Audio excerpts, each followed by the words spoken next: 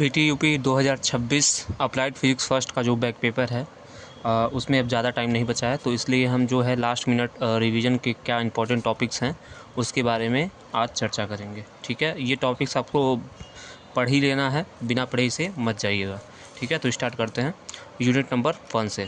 Unit number 1 में आपका fundamental and derived units जो हैं, मतलब जो मूल मात्रक हैं, व्युत्पन्न मात्रक हैं। ठीक है, इसी तरीके से मूल राशियां और व्युत्पन्न राशियां क्या होती हैं आप लोग इसको देख लीजिएगा। ये मान के चलो ये 100% पॉसिबिलिटी है इसके आने की, प्रिंसिपल ऑफ होमोजेनिटी। ठीक है, प्रिंसिपल ऑफ होमोजेनिटी जो है वो आपका 100% पॉसिबिलिटी है कि आता ही है। ठीक है, तो ये आप लोग बिना पढ़े मत जाइएगा।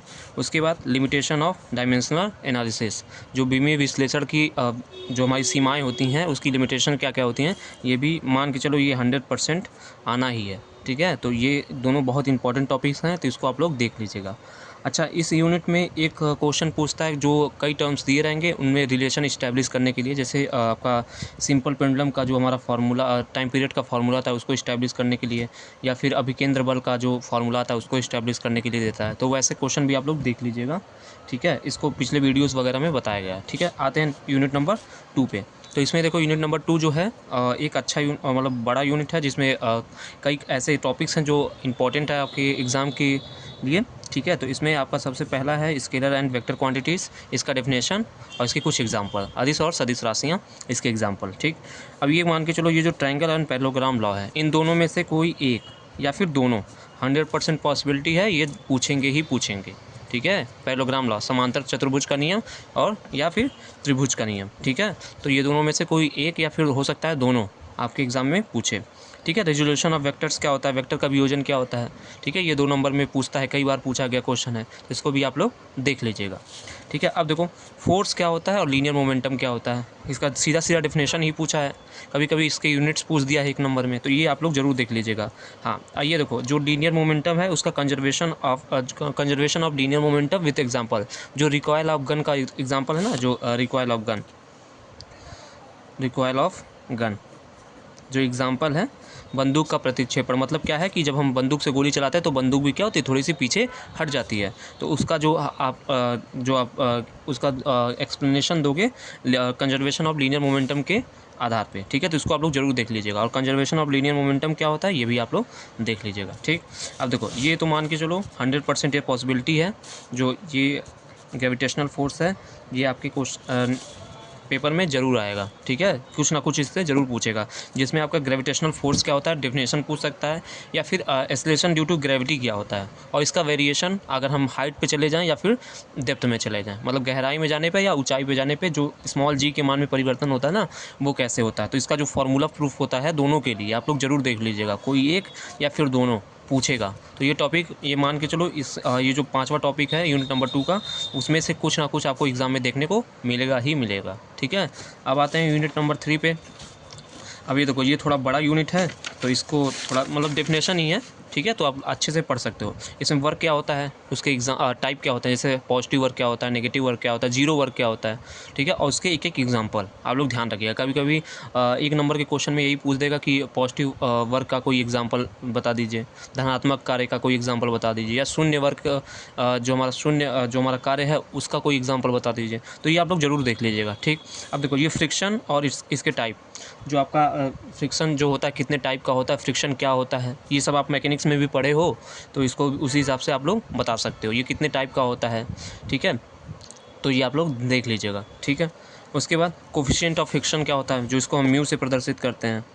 ठीक है, और जो हमारा फ्रिक्शन एंगल होता है वो क्या होता है। ठीक है, तो ये आप लोग देख लीजिएगा, इसका डेफिनेशन ही है, छोटा छोटा है, तो ये आप लोग देख लीजिएगा। फिर ये कार्य ऊर्जा प्रमेय, ये 100% है, आपको देखने को मिलेगा। इसी तरह फ्रिक्शन जो है ये भी 100% है, इससे भी कुछ ना कुछ आपको देखने को मिलेगा। तो कार्य ऊर्जा प्रमेय इसका स्टेटमेंट ही केवल है आप में।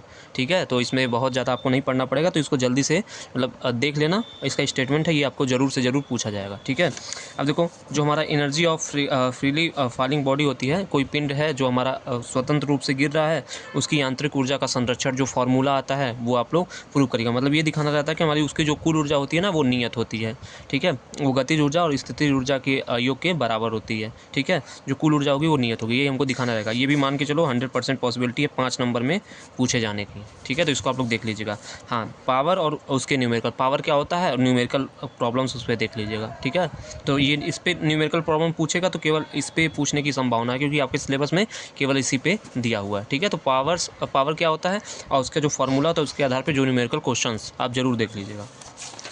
नेक्स्ट देखो, नेक्स्ट हमारा छोटा चैप्टर है यूनिट नंबर 4। इसमें यूनिफॉर्म और नॉन यूनिफॉर्म सर्कुलर मोशन क्या होते हैं, ठीक है। सेंट्रीपिटल फोर्स क्या होता है और सेंट्रीफ्यूगल फोर्स क्या होता है, और जो हमारा लीनियर एक्सीलरेशन और आपका एंगुलर एक्सीलरेशन होता है उसमें क्या संबंध होता है। फिर इसी तरह लीनियर वेलोसिटी और जो हमारा एंगुलर वेलोसिटी होता है उसमें क्या क्या संबंध होता है, तो ये आप लोग देख लीजिएगा, ठीक है। नेक्स्ट आते हैं हमारा यूनिट नंबर 5।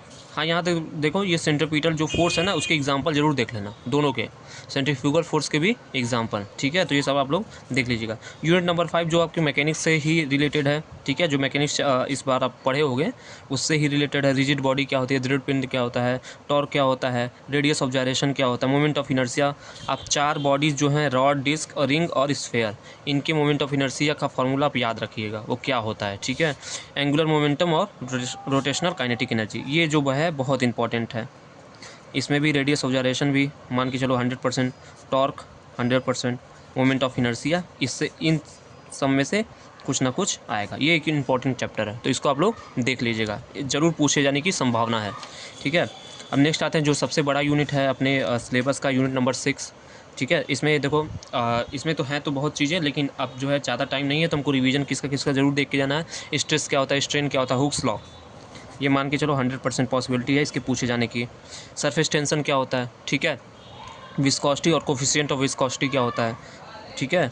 स्टोक्स लॉ, ये भी 100% पॉसिबिलिटी है। टर्मिनल वेलोसिटी क्या होता है, ये भी पूछा जाता है। Streamline motion, equation of continuity और बर्नौलीज थ्योरम, ठीक है, बर्नौलीज थ्योरम, ये मान के चलो ये तीनों के तीनों क्या हैं, 100% पॉसिबिलिटी है पूछे जाएँ। तो इसको आप लोग बिना देखे मत जाइएगा, स्टेटमेंट ही है, छोटा छोटा है, आप लोग जरूर देख लीजिएगा, जो डायग्राम के साथ बनता है, ठीक है। डायग्राम भी आपको ज़रूर बनाना है जब भी इन टॉपिक्स को लिखो। अब देखो यूनिट नंबर 7 है, ठीक है, जो लास्ट यूनिट है।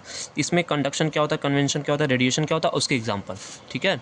मतलब चालन क्या होता है, संवहन क्या होता है, विकिरण क्या होता है, उसके उदाहरण, ठीक। हीट और टेम्परेचर क्या होता है, इनके बीच में क्या डिफरेंस होता है। फिर जो हमारे जैसे सेल्सियस पैमाना हो गया, फ़ारेनहाइट पैमाना हो गया, केल्विन पैमाना हो गया, तो जो डिफरेंट स्केल है ना टेम्परेचर के, वो क्या होते हैं, उनके बीच में क्या रिलेशन होता है, ये आप लोग देख लीजिएगा, ठीक है। लास्ट यहाँ पे हमको जो देखना है, coefficient of linear surface and cubical expansion and relation amongst them, जो अल्फ़ा बीटा गामा में संबंध आता है, अल्फ़ा बीटा गामा में संबंध जो आता है वो कितना आता है, 1:2:3, ठीक है। इसको प्रूफ करने के लिए कभी कभी दे देता है, लेकिन आप इसको देख लीजिएगा, इसका डेफिनेशन क्या होता है, ये क्या चीज़ें होती हैं, कैसे ये डिफाइन होती हैं, ठीक है। अल्फ़ा बीटा में कैसे संबंध निकलता है, अल्फ़ा गामा में कैसे संबंध निकलता है, फिर तीनों में कैसे संबंध निकलता है, ये ज़रूर देख लेना। मरकरी थर्मामीटर, ठीक है, ये मान के चलो 100% पॉसिबिलिटी है इसके आने की, ठीक है। तो मरकरी थर्मामीटर आप लोग इसका कंस्ट्रक्शन कैसे काम करता है, वर्किंग प्रिंसिपल आप लोग जरूर देख लीजिएगा। और ये जो डिफरेंट स्केल ऑफ जो हमारा टेम्परेचर है, ये भी आपकी पॉसिबिलिटी है ये पूछा जाए। हीट एंड टेम्परेचर में कभी कभी अंतर पूछा जाता है, तो इसको भी देख लीजिएगा, 100% पॉसिबिलिटी है, ठीक है। तो अब चूँकि हमारा एग्ज़ाम ज़्यादा टाइम नहीं है, तो इतनी चीज़ें हमको जल्दी से जल्दी रिवाइज़ करनी है। और इसमें किसी भी टॉपिक में अगर आपको दिक्कत है तो आप मुझे बता सकते हो, ठीक है। चलो, ऑल द बेस्ट आप लोग के एग्ज़ामिनेशन के लिए। आप लोग अच्छा करके आइएगा और परेशान मत होइएगा, ठीक है। लास्ट में बस यही ध्यान रखना, जो हमारा अटेम्प्ट कैसे करना है क्वेश्चंस को, जैसे पार्ट ए का हमको कोई क्वेश्चन उठा रहे हैं तो पार्ट ए में क्रम से, मतलब 1 2 3 4 5, मान लो हमको 10 सवाल करने हैं तो हम 10 सवाल कर देंगे, फिर हम पार्ट बी उसके बाद उठाएंगे। ये नहीं कि हम पार्ट ए का 5 क्वेश्चन किए, फिर पार्ट बी, फिर पार्ट ए का 5 क्वेश्चन कर दिया, ऐसा मत करना।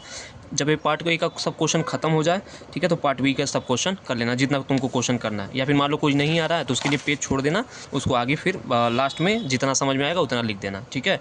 अब उसके बाद ही पार्ट सी पे जाना, ठीक है। मतलब जब पार्ट बी का सब क्वेश्चन कर लो उसके बाद पार्ट सी पे जाओ, ठीक है। तो ऐसे ही करना, इधर उधर मत करना कि पार्ट ए का करके फिर हम पार्ट बी पे चले जाएँ, फिर पार्ट ए का करें, तो ऐसा मत करना, ठीक है। क्रम से ही करना, ठीक है। चलो, इतनी चीज़ें आपको बतानी थी। अब आप लोग मेहनत करिए, ठीक है, जितना पढ़ सकते हैं, जितना रिवाइज़ कर सकते हैं उतना अच्छे से करिए। चलो, ऑल द बेस्ट।